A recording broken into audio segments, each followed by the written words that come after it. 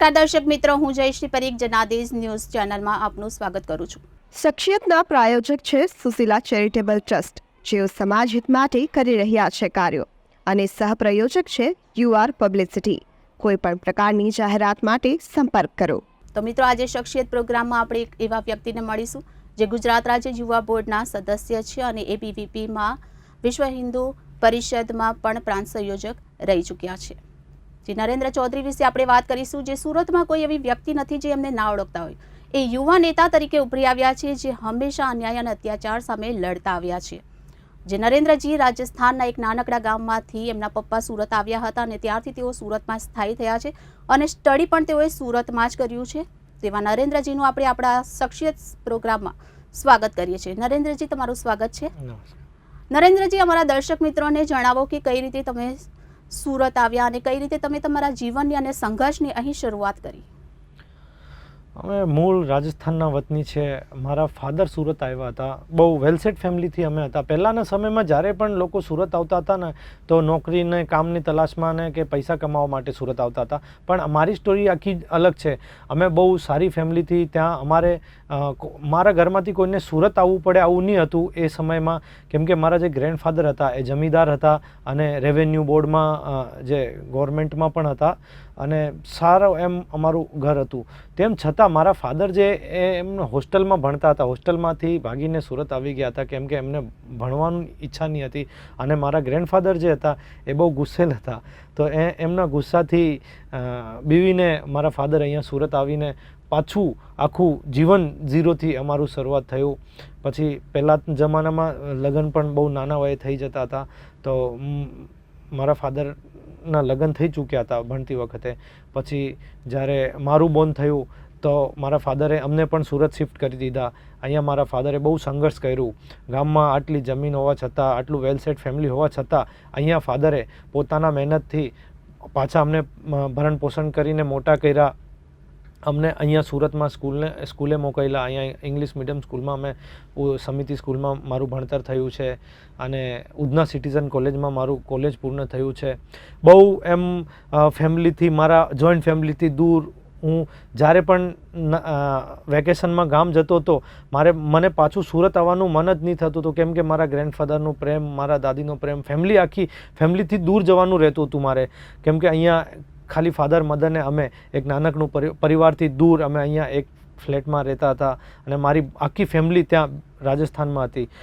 તોય અમે કેવી રીતે અહીંયા મોટા થઈ ગયા, બહુ સંઘર્ષ જોઈને મારું ભણતર અહીંયા પૂરું થયું અને એવી રીતે અમારી જીવનની શરૂઆત પછી સુરતમાં સ્થાયી થયા.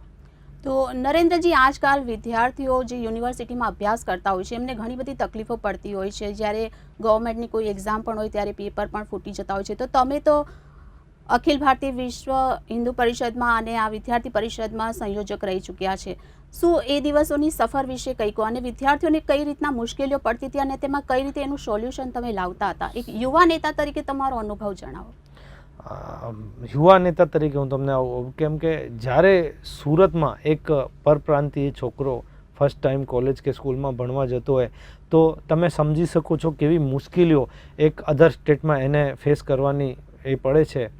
અને હું 16 વર્ષની વયથી મારી જે વિચારધારા એ હિન્દુત્વની વિચારધારા હતી. નાનપણથી હું સ્વામી વિવેકાનંદજીને બહુ ભણતો હતો. હું જ્યારે સ્કૂલે જતો હતો તો મારું જે મન હતું એ હિસ્ટ્રીમાં વધારે હતું અને સાયન્સ અને મેથ્સમાં ઓછું હતું. જ્યારે સાયન્સ અને મેથ્સનું પીરિયડ આવતું, હું લાઇબ્રેરીમાં જઈને હિસ્ટ્રીની કિતાબો ખોલીને વાંચતો હતો. તો શરૂઆતથી જ મારી જે વિચારધારા હતી એ સ્વામી વિવેકાનંદને, છત્રપતિ શિવાજી મહારાજને જોઈને મારી જે વિચારધારા છે એ હિન્દુત્વ વિચારધારા હતી. તો જ્યારે અમે કોલેજમાં આવ્યો ત્યારે મને જે છાત્ર સંગઠનમાં રુચિ હતી તો મેં એબીવીપી જોઈન કરી. તો જ્યારે મેં ઉધના સિટીઝન કોલેજમાં આવ્યો ને, ત્યારે માહોલ આવો હતો દેશમાં, આખા આપણે ભારતમાં કેન્દ્રમાં કોંગ્રેસની સરકાર હતી અને તમને ખબર છે 2014ના પહેલાં જે માહોલ દેશમાં હતો, કેવો માહોલ આખા દેશમાં હતો, દેશની કન્ડિશન કેવી હતી. આપણે જે વિધર્મીઓના જેટલા પણ એક્ટિવિટીસ્ટ હતા એમની એક્ટિવિટી બહુ તેજ ગતિથી ચાલતી હતી એ સમયમાં. અને અમારા જે કોલેજ હતું એ પણ મારા આવ્યા પહેલાં ત્યાં એક NSYનું બોલબાલું હતો. તો જ્યારે અમે ગયા ને ત્યારે સડનલી અમે આ બધી વસ્તુઓને ચેન્જ કરી, ત્યાં એક સારો ગ્રુપ બનાવ્યો અને અમારું જે અખિલ ભારતીય વિદ્યાર્થી પરિષદ જે સંગઠન છે એને આખું પાછું એ કોલેજમાં જીવિત કર્યું. જે કોલેજમાં કન્ટિન્યુઅસલી કોલેજ ખુલ્યા પછી ત્યાં NSY આવતી હતી. તો જ્યારે અમારું સંગઠન અમે ત્યાંથી ABVPમાં જોડાયા અને ABVPની સ્થાપના એટલે શરૂઆત ત્યાંથી પાછી ABVPને જીવિત કરી.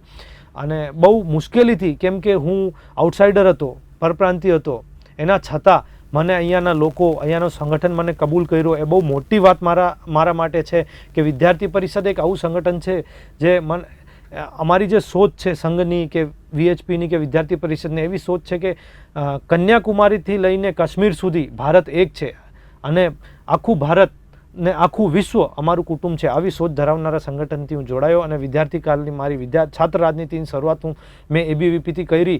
પછી ABVPએ મારા પર બહુ ભરોસો મૂક્યો. અમે એ સમયમાં ફર્સ્ટ જ ઇલેક્શનમાં આટલી મહેનત કરીને અમે પાછી જીવિત કરીને 24માંથી 18 કોલેજ અમે ABVPની જીતાડીને લાવ્યા. ત્યારે જે સંદેશ ન્યૂઝમાં આખું એક લેખ અમારા નામનો આવ્યો કે વન સાઈડ આ લોકોએ જીવિત કર્યા. તો બહુ ખુશીનો માહોલ સંગઠનમાં બી, અને મારું બી નવી શરૂઆત હતી છાત્ર રાજનીતિની. એમાં મુશ્કેલી મને બહુ પડી, કેમ કે વિરોધનો સામનો કરવો પડતો હતો, નવો હતો કોલેજ માટે. જૂના જોગીઓ બહુ પાવરફુલ હતા. ઘણી વખત આવું બી થયું કે મારી સુપારી બી આપી જે ગુંડા તત્વો, લુખ્ખા તત્વોને, કે આ બહુ નડે છે અમને, આને કોલેજમાંથી બહાર કાઢો. અને ઘણી વખતે માર ઝૂડ, લડાઈ ઝઘડા કોલેજમાં થયા. પણ અમે એ બધાનો સામનો કરીને આગળ આવીને અમે અમારી કોલેજને જીતાડીને અમે ABVPનો પરચમ ત્યાં લહેરાવ્યો. બહુ સારી રીતે અમે અમારી શરૂઆત કરી હતી.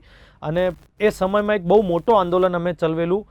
જ્યારે કેન્દ્રમાં કોંગ્રેસની સરકાર હતી ત્યારે ભ્રષ્ટાચાર ચરમ પર હતું. દેશમાં જે ભ્રષ્ટાચાર હતો, તો કેન્દ્રથી 14 ભ્રષ્ટ કુલપતિઓની લિસ્ટ અમારે છાત્ર સંગઠનને આપવામાં આવી હતી.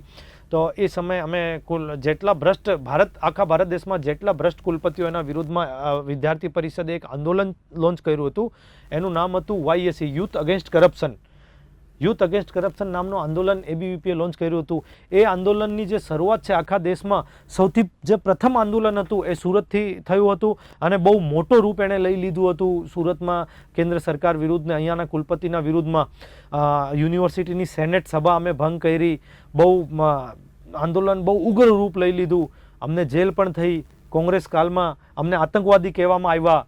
જે ગુજરાતના જે રાજ્યપાલ હતા એ સમયના, કમલા બેનિવાલ, એમણે આવું સ્ટેટમેન્ટ આપ્યું હતું અમારા નામથી કે આ જે છાત્રો છે આ છાત્રો નથી, આ લોકો આતંકવાદીઓ છે, અને અમને જેલમાં પૂરવામાં આવ્યા. અમે એ સમયમાં ઘણા દિવસો જેલમાં કાપ્યા. આ સરકારની વિરુદ્ધમાં, ભ્રષ્ટાચારની વિરુદ્ધમાં અમારે જેલ જવું પડ્યું અને અમને આતંકવાદી કહેવામાં આવ્યા કોંગ્રેસ સરકાર દ્વારા. કમલા બેનિવાલનો જે ગવર્નરનું સ્પષ્ટ એ સ્ટેટમેન્ટ હતું, તો અમને આતંકવાદી કહેતા. તો બધા જે છાત્ર અમારી સાથે જે આંદોલનમાં જોડાયેલા હતા છાત્રો, એમનો મનોબળ તૂટી ગયું કે ભાઈ આ લોકો તો આપણને આતંકવાદી કહેતો. મેં એમને સમજાવ્યા બધાને. એ સમયે જેલમાં અમે બેસેલા હતા કે ભાઈ આપણે એક તો આટલી મહેનત કરી, આ દેશ માટે આપણે લડત કરીએ છીએ, અને પછી આપણને આતંકવાદી કહેવામાં આવે છે. તો મેં મારા જેટલા સ્ટુડન્ટ્સ કાર્યકર્તા હતા એમને એક જ વાત કીધી કે ભાઈ જો જ્યારે અંગ્રેજો સામે આપણે લડતા હતા ત્યારે ભગતસિંહને પણ અંગ્રેજો આતંકવાદી જ કહેતા હતા, પણ એ એક ક્રાંતિકારી હતા. આપણે આતંકવાદી નથી, આપણે ક્રાંતિકારી છીએ. જે લોકો બોલે છે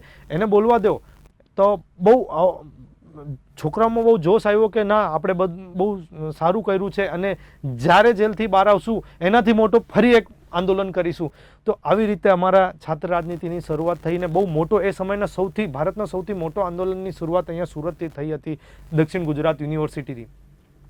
એના પછી ઘણી ખરી જે નાની મોટી મુવમેન્ટો અમે કરી. આ ધારા 370 જે આજે આપણે મોદી સરકારમાં હટી છે, એના માટે પણ 2000 એ સમયમાં 8, 9, 10 જે 2008, 9 અને 10 2000નો એ વર્ષકાલ હતો. એમાં અમે કાશ્મીર બચાવ આંદોલન ચાલુ કર્યો અને કાશ્મીરમાંથી ધારા 370 હટાવવા માટેનો બહુ મોટી ઝુંબેશ અમે અહીંયા ચાલુ કરીને દિલ્હી સુધી એ આંદોલન અમે લઈ ગયા હતા. એ સમયમાં ઘણા ખરા આંદોલનો અમે કર્યા ને અમારી છાત્ર રાજનીતિની શરૂઆત એ રીતે અમારી થઈ. એના પછી જ્યારે અમારું વિદ્યાર્થી કાળ પૂરું થયો, પણ મારી લડત મેં ક્યારેક બંધ નથી કરી, કેમ કે અહીંયા જેટલા આઉટસાઇડર હતા, મારું જે ગ્રુપિંગ હતું આખું મારું રહેવાનું હતું, આખો ઉત્તર ભારતીયોના વચ્ચે, પરપ્રાંતિયો વચ્ચે મારું રહેવાનું હતું. યુપી બિહારના લોકોમાં મારું ગ્રુપિંગ વધારે હતો, મહારાષ્ટ્રીયન, યુપી અને બિહાર. રાજસ્થાનીઓ કરતાં મારા જે મિત્ર બાળપણથી રહ્યા છે એ મૂળ યુપીના મિત્રો મારે વધારે મારા સાથી રહ્યા છે બાળપણથી જ અહીંયા સુરતમાં. અને જે સપોર્ટ મને મળ્યું છે એમ નથી, એમ તો આખો સુરતના જેટલા લોકો છે મને સપોર્ટ કરે છે આજે, પણ બાળપણમાં જ્યારે મને વધારે સપોર્ટ મળ્યું, ગ્રુપિંગ મળી, એ મારે ઉત્તર ભારતીય ભાઈઓ, યુપી અને બિહારના ભાઈઓનું વધારે સપોર્ટ મળતું હતું. તો લડત પણ અમે એના માટે બહુ વધારે કરી છે.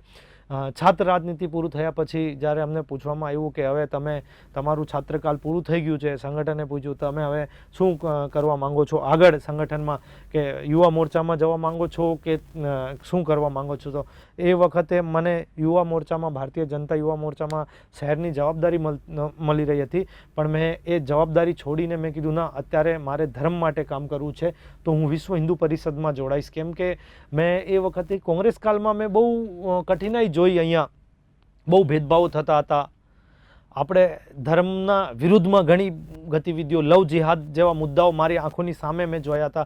એટલે મારું મન થયો કે હું વિશ્વ હિન્દુ પરિષદમાં કામ કરીશ. તો વિશ્વ હિન્દુ પરિષદમાં હું જોડાયો ને ઘણા ખરા કામો મેં વિશ્વ હિન્દુ પરિષદમાં કર્યા. ગૌ માંસ પકડ્યા, કસાઈઓને પકડ્યા, જેલમાં પુરાવ્યા, ઘણા બધા કામો ધર્મ માટે કર્યા. અને લવ જિહાદમાં પણ ઘણું વર્કિંગ અમે કર્યું. જે બાળકીઓ, નાની નાની આપણા ધર્મની બાળકીઓ જે એ વિધર્મી લોકો એને બેલાવી ફોસલાવીને લવ જિહાદનો શિકાર બનાવતા હતા, તો ઘણા ખરા એવા કેસો હતા. મેં મારા જીવનમાં 80થી 85 કેસ જોયા છે. એમાંથી 20-25 કેસ અમે પોતે સોલ્વ કરવામાં સક્ષમ રહ્યા છે. તો નરેન્દ્રજી, તમે તો એક નાની ઉંમરમાં યુવા નેતા તરીકે ઉભરી આવ્યા છો અને ઘણા ખરા તમે સોશિયલ વર્ક કર્યા છે.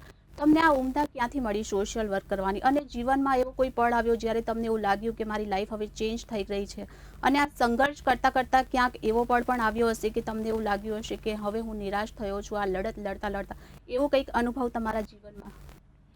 હા, પહેલાં તો તમારું જે પહેલો ક્વેશ્ચન હતું કે મને આ ક્યાંથી આની મળી કે મારે આ કરવું છે, એટલે આમાં આ ફિલ્ડમાં આવું છે, તો હું જ્યારે 7મા ધોરણમાં ભણતો હતો ત્યારે અમારા જે દેશના વડાપ્રધાન એ સમયે અહીંયા મુખ્યમંત્રી હતા ગુજરાતના, એ નરેન્દ્ર મોદી સાહેબ, એ સમયે આપણે લંડનમાં આપણે જે દેશના ક્રાંતિકારી છે શ્યામજી કૃષ્ણ વર્મા, એમની અસ્થિઓ લંડનમાં પડી હતી. એ અસ્થિઓ કોઈ કેન્દ્ર સરકાર સક્ષમ નહીં હતી ઇન્ડિયામાં લાવવા માટે.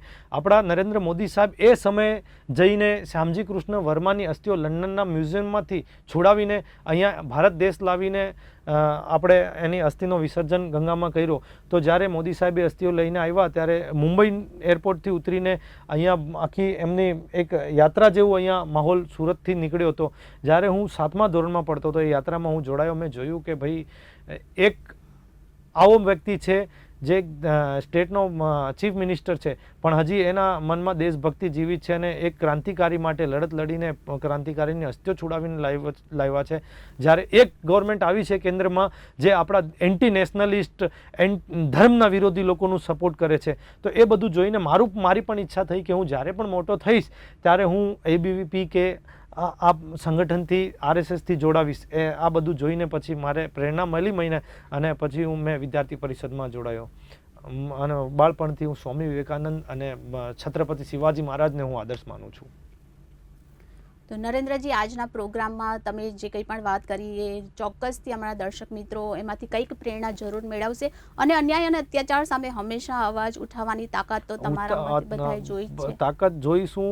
આટલી લડત અમે લોકોએ લડી છે, ખાલી વિદ્યાર્થી કાળમાં નથી, હમણાં પણ જેટલા પ્રવાસી બંધુઓ છે, તમે જોયું હશે મિલોમાં જ્યારે મજૂરોનો હક અપાવવું હોય કે કોઈ મજૂરની મૃત્યુ થઈ જાય એને મુઆવજો આપવા માટે અમે મિલોમાં લડત લડી છે. બહુ મોટું આંદોલન અમે પરોત પાટિયાના બસના વાડામાં કર્યું હતું. જ્યારે એક બસ કંપનીએ, જે સ્મગલર હતું, બસમાં 2 નંબરનું માલ અફીમ સ્મગલ કરતા હતા, એ લોકોએ એક નિર્દોષ યાત્રીને બસમાં મારી નાખ્યું. એ યાત્રીને એનો મુઆવજો અપાવવા માટે ઘણી મોટી લડત અમે લડી હતી. અને આખું જે બસનો વાડો છે સુરતનો, બસો આખી રોકી નાખીને મહેનત કરીને આવા લોકોને અમે મુઆવજો આપ્યા. ઘણી ખરી આવી અહીંયાના મજૂરો માટે, પરપ્રાંતિયો માટે, અને હજી પણ અમારી લડત ચાલુ છે. કોંગ્રેસનો કાળ હતો, અત્યાર સુધી કોંગ્રેસનું રાજ ચાલતું હતું. જ્યારે તમે આ સંઘર્ષ ભર્યા દિવસો જ્યારે વિતાવ્યા ત્યારે તમને એવું કોઈ પોલિટિકલ પ્રેશર આવેલું કે તમે નિરાશ થઈ ગયા હોય અને તમારા સંઘર્ષમાં તમે અટકી ગયા હોય? હા, આવા ઘણી વખત આવા સમય આવ્યો હતો જ્યારે અમે ફર્સ્ટ ટાઈમ જેલ ગયા હતા કોંગ્રેસ કાલમાં. ત્યારે કેમ કે મારા ફાધર મધર તો બહારથી આવેલા હતા, અહીંયા કોઈ અમારું ફેમિલી બેકગ્રાઉન્ડ નહીં હતો, કોઈ ફેમિલી સપોર્ટ અમને અહીંયા હતું નથી કે ભાઈ હું જેલમાં હું ને કે મારા ફાધરને કોઈ દિલાસા આપે કે ના તમે ટેન્શન નહીં લો, તમારો છોકરો જેલમાં છે પણ સારા કામ માટે ગયો છે, આવું કોઈ કહેનારો નહીં હતો. કેમ કે સિંગલ ફેમિલી હતી અમારી. જ્યારે અમે અંદર જેલમાં હતા ત્યારે જરાક એમ એક ક્ષણ માટે અમે નિરાશ થયા હતા કે યાર મારી ફેમિલીનું શું થશે. પછી મેં વિચાર્યું કે ભાઈ ફેમિલી તો બધાની હોય છે. ભગતસિંહની પણ ફેમિલી હતી, એમણે બી દેશ માટે લડત લડી હતી. ફેમિલી તો ઘણા બધાની હતી, પણ જ્યારે દેશ અને ધર્મની વાત આવે ત્યારે આપણે લડવું બહુ જરૂરી થઈ જાય છે. તો નિરાશા બધું અમે સાઈડમાં મૂકી દેતા હતા. તો નરેન્દ્રજી, સમાજ સેવાના આ કાર્યમાં જીવનમાં એવું કોઈ પળ આવ્યું જ્યારે તમને વધારે ખુશી મળી હોય, એ અમારા દર્શક મિત્રો સાથે થોડી ડિસ્કસ કરો. એમ તો આવા ઘણા ખરા કાર્યો છે અને ઘણા આવા પલ આવ્યા છે કે મને ખુશી મળી છે. કેમ કે હું કામ જ મારી ખુશી માટે કરું છું. જે સમાજ સેવાનું કાર્ય છે એ હું મારા પોતાને દિલને ખુશી મળે એના માટે જ હું કરું છું. ઘણા સુરતમાં આવા મુદ્દાઓ છે, ઘણા ખરા આવા મજૂરો છે જેમને મૃત્યુ પછી મેં એમને મુઆવજા અપાવ્યા અને મને ખુશી મળી. પણ એમાંથી એક કારણ હમણાં 2 વર્ષ પહેલાં આવું થયું હતું કે પાંડેસરા મિલમાં એક રાજસ્થાની મજૂર બોઇલર ફાટીને એમનું ડેથ થઈ ગયું હતું. તો મને ફોન આવ્યો એમના ફેમિલીથી કે ભાઈ તમે ઘણા ખરા લોકોની હેલ્પ કરો છો, તો આ પારસ મિલ કરીને એક મિલ હતી, એમાં અમારું એક પરિવારનો છોકરો મૃત્યુ પામેલ છે, તો તમે જરાક હેલ્પ કરો. તો હું ત્યાં ગયો અને મિલના માલિકથી મુલાકાત કરી. તો પહેલાં તો મેં કીધું ભાઈ જે બી હશે તમે પણ માણસો, એક એમને રિક્વેસ્ટ કરી કે માણસાઈ રાખીને તમે માનવતાના આધાર પર, માનવતાના લીધે તમારા પાસે આટલા વર્ષથી કામ કર્યું છે, નાના બાળકો છે એના 3-4 વર્ષના, એમને કંઈક કમ્પન્સેશન આપો કે એમની વાઈફ છે, એમના છોકરાઓ છે અને એમના માતા પિતા, એમનું ભરણ પોષણ થઈ જાય. કેમ કે પરિવારનો એક ને એક છોકરો હતો. તો મને ત્યાં બહુ લડત કરવી પડી. કેમ કે એ આટલો કઠોર હતો પેલો માલિક. પહેલાં તો ના જ પાડી દીધી કે ના મારે કંઈ આપવું નથી, તમારે જે કરવું એના, મારી પોલિટિકલ બહુ ઓળખાણ છે, એણે ના પાડી દીધી કે તમે અહીંયાથી ચાલ્યા જાઓ, નકર હું દંડાવારી કરાવીશ, પોલીસ બોલાવીશ. હું નામ નહીં લઈ શકું છું. આવા મોટા નેતાઓ પાસેથી મને ફોન કરાવ્યું કે મિલમાંથી નીકળી જાય અહીંયાથી. એ મજૂરનું અપમાન કરી દીધું. જે મૃત્યુ પામેલો છે કે મરી ગયો તો મારા માટે મર્યું. પછી મને ગુસ્સો આવ્યો. મેં ત્યાં આંદોલન કર્યું. મેં કીધું, મેં ભગવાનને પ્રાર્થના કરી કે ભગવાન જે મેં લાઈફમાં કશું પણ સારું કર્યું હશે તો આ ભાઈને આજે જે કમ્પન્સેશન છે એ અપાઈ દો અને મને સક્સેસ કરાવી દો આ કામમાં. તો સવારે 11 વાગ્યાથી અમે એમાં લાગેલા હતા. 4 વાગ્યા સુધી બહુ ઘર્ષણ ચાલ્યું, પોલીસ આવી, નેતાઓ આવ્યો, આંદોલન ચાલ્યો. મેં એની આખી મિલ બંધ કરાવી નાખી. પછી છેલ્લે એને આપવા પડ્યા. અમારા જે અહીંયા આજે સુરતના ફોસ્ટાના અધ્યક્ષ છે કૈલાશભાઈ હકીમ, એમને મીડિયેટર બનાવીને એ ભાઈ આવ્યા. એમણે મને ફોન કર્યો, એમને દિલાસા આપ્યા કે નરેન્દ્ર તું ટેન્શન નહીં લે, તું સાચા માટે લડે છે. પછી ઘણા ખરા આવા બી લોકો છે જે મને હોતલો બી આપ્યો કે ના તું સારા માટે લડે છે, સાચું કામ કરે છે, તું સાચું છે અને તું સક્સેસ થઈશ. મને આવું હેલ્પ બી મળી. એ લોકો આવ્યા, મારા જે અહીંયા વેપારી મંડળના અધ્યક્ષ છે એ વચ્ચે પડીને પછી કમ્પન્સેશન અપાવ્યું અને છેલ્લે અમે સક્સેસ થયા એમાં. કેમ કે નાના છોકરાઓ અને માતા પિતાઓ, જ્યારે છોકરો નહીં હોય તો એનું ભરણ પોષણ કોણ કરે? તો એમના ઘરે પછી એમના નામથી અમે FD કરાવી. એમાં મને બહુ ખુશી મળી કે આજે એમનો છોકરો નથી પણ આપણે એક આવું કામ કર્યું છે જેનાથી એનો પરિવાર લાંબા સુધી એનો ખર્ચો ચાલશે. તો મને બહુ પછી એમ મને ખુશી પણ મળી ને ભગવાનને પ્રાર્થના પણ કરી કે ભગવાન બહુ સારું તમે મને હેલ્પ કરી, આ બધા કામમાં મને હિંમત આપી, તો એ ભગવાનનો પણ હું ધન્યવાદ વ્યક્ત કરું છું, ઈશ્વરનો કરું છું. અને જે લોકો મને આ બધા કામમાં હેલ્પ કરે છે, media person, police person, indirectly મને ઘણા લોકો હેલ્પ કરે છે, બધાના હું ધન્યવાદ વ્યક્ત કરું છું આ તમારા ચેનલના માધ્યમથી. અને ઘણી વખતે આવા બધા હમણાં પણ આવા કાર્યો અમારા ચાલુ જ છે. એના લીધે જ સુરતની અંદર જેટલા યુનિયન લીડર્સ છે, અહીંયા જે પહેલાંના જૂના, બધાની વાત નથી કરતો, પણ અમુક યુનિયન લીડર્સ આવા છે સુરતમાં જેમનો ધંધો છે કે મજૂરની મોત પર દલાલી કરવાનો ધંધો છે. મિલમાં જ્યારે મજૂર મરી જતો હોય ને તો શેઠ પાસે જાય કે શેઠજી ये ख़त्म हो गया, हम आपका मैटर सॉल्व करते हैं, आप हमको दीजिए 2.5-3 लाख रुपए. શેઠ પાસેથી પૈસા લઈ લે, પૈસા જેબમાં મૂકી દે, 1,50,000 મજૂરના ઘરવાળાને આપી દે અને ત્યાંથી રવાના કરી દે. આવા બધા ધંધાઓ સુરતમાં બહુ ચાલતા હતા. લોકલ ઘણા બધા યુનિયન લીડરો આવા હતા. પણ જ્યારથી અમે આ ફિલ્ડમાં આવ્યા ને, આ લોકોની બધી દુકાનો બંધ થઈ ગઈ. એટલે એ લોકો પણ મારાથી બહુ બળતરા રાખે છે, કેમ કે અમે લોકો કેશનો વ્યવહાર નથી કરતા. જ્યારે જેટલા આંદોલન મેં કર્યા છે મિલોમાં કે બસોમાં, જેટલા કમ્પન્સેશન મેં અપાવ્યા છે આજ સુધીમાં, ઘણા સાલુ મિલમાં જ્યારે સુરતમાં આગ લાગી હતી, અમે 2 લોકોને અપાવ્યા હતા. પાયોનિયર મિલમાંથી, પારસમાંથી, માર્કેટમાંથી ઘણા કિસ્સાઓ છે. પણ જેટલા પણ કમ્પન્સેશન આજ સુધી મેં અપાવ્યા ને, અમે ક્યાંક પણ કેશનો વ્યવહાર નથી કર્યો. અને direct to Sheth two family, direct. ક્યારે કોઈ એમ નથી કે અમે શેઠ પાસેથી કંઈ લીધું હોય, મિલ માલિક પાસેથી લઈને આપ્યો, આવું કંઈ નથી. આ ફેમિલી છે, તમે એમના માલિક છો, ઓનર છો. આ ફેમિલી છે, એમના નામનો તમે ચેક બનાવો, FD કરો. જે મૃતક છે એમના માતા પિતા હોય તો માતા પિતા, અને વાઈફ અને બચ્ચા હોય તો એમના નામ પર અમે FD કરાવીએ છીએ. ડાયરેક્ટ ચેક થ્રુ FD કરાવીને નોટી કરાવીએ છીએ. એટલે ઘણા ખરા જે દલાલ ટાઈપના લોકો છે એમને બળતરા પણ થાય છે, પણ મને બહુ ખુશી મળે છે આ બધું કામ કરીને. એટલે તમે સમાજ સેવાની જે ઉમદા કામગીરી કરો છો, તો તમને અંતરથી એવો સંતોષ થતો હશે કે જે ગરીબોનું સારું થાય છે મારી આ કાર્યના લીધે. તો તમારું નામ પણ નરેન્દ્ર છે અને આપણા વડાપ્રધાનજીનું નામ પણ નરેન્દ્ર જ છે, અને એ પણ આજના યુવાઓ માટે એક પ્રેરણા સ્ત્રોત જ છે. તો શું લાગે છે, તમે આગળ જતા રાજકારણમાં જમ્પ લાવવાની તમારી કોઈ ઈચ્છા, અને જો ઈચ્છા હોય તો તમે કઈ પાર્ટીમાં જોઈન થશો? એમ જો મારી દિલી ઈચ્છા જે છે, મારી વિચારધારા છે એ બીજેપીથી બહુ મેચ કરે છે, કેમ કે હું હિન્દુવાદી વિચારધારાનો માણસ છું. સ્વામી વિવેકાનંદને હું માનું છું, છત્રપતિ શિવાજી મહારાજને હું આદર્શ માનું છું. તો અત્યારે તો મારી પાસે જે વિકલ્પ છે, જો મારે રાજકારણમાં આવવું હોય તો અત્યારે મને વિકલ્પ મારી ભારતીય જનતા પાર્ટી જ લાગે છે, જે મને મારી મધર પાર્ટી લાગે છે. કેમ કે બીજું તો કોઈ દેશમાં વિકલ્પ નથી. બીજી જેટલી કોંગ્રેસે શું કર્યું આખા જીવનમાં, રાષ્ટ્ર વિરોધી અને ધર્મ વિરોધી કાર્યો કરાવ્યા છે. એટલે હું તો બાળપણથી ભારતીય જનતા પાર્ટીને લાઈક કરું છું. અને જ્યારે પણ મને મોકો મળશે તો મારી ઈચ્છા હશે રાજકારણમાં આવવાની, તો હું કોશિશ કરીશ કે ભારતીય જનતા પાર્ટીને હું મારી પહેલી ચોઈસ માનું. બાકી જે ડેમોક્રેસીની વાત છે દેશમાં, તો ગુજરાત કરતાં નોર્થ ઇન્ડિયામાં ડેમોક્રેસી તમને બહુ વધારે સારી જોવાની મળશે. કેમ કે નો ડાઉટ, હું આવું નથી કહેતો કે પાર્ટીઓ કોઈ ખરાબ હોય, પણ ઘણી વખત આવું થઈ જાય છે ને, ગ્રાઉન્ડ લેવલ પર બહુ સારા સારા નેતાઓ કામ કરે છે, પણ એમને તક નથી મળતી. કેમ કે પાર્ટી બહુ સારી હોય, પણ જે વચોટિયા હોય ને એ સારા સારા લીડરોના સાઈડમાં કરી દે છે.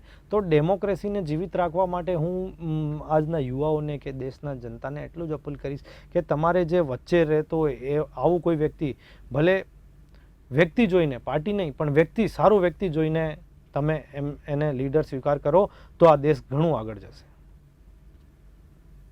તો દર્શક મિત્રો, આજના શખ્સિયત કાર્યક્રમમાં આપણે નરેન્દ્રજી સાથે મળ્યા. આવતા એપિસોડમાં ફરી મળીશું એક નવી શખ્સિયત સાથે. ત્યાં સુધી જોતા રહો જનાદેશ ન્યૂઝ. નમસ્કાર.